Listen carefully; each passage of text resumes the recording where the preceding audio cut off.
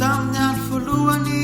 nahitako anazy tao nidobodoboka nitselatselatrany tatapoko tato tsaiky nahoany tsaiky nahoany ny tontolo nantidinay nanjavona ny olon-drehetra ny masonao ny endrikao nitazaky sisa mitoetra tsaiky nahoany tsaiky nahoany fa hoay totovovavy nampapofanay mafatifaty ay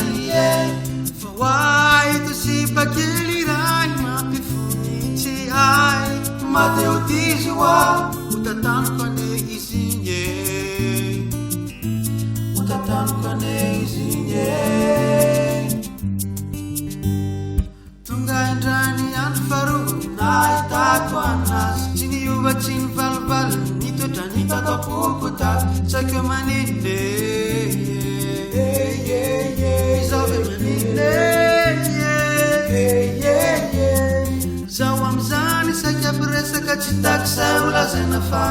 izy tsy mijery aina tao mitombo tsy teo ve zaho tsaiky manine izao ve manine fa hoay totovovavy nambapofanay nafatifaty ay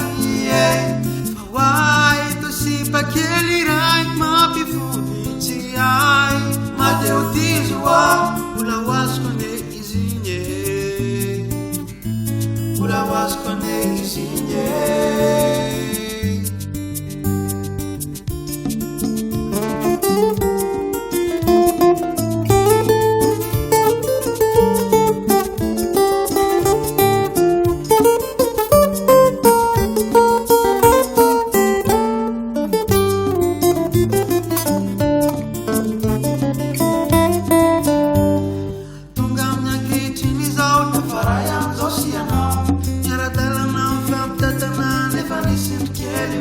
Saya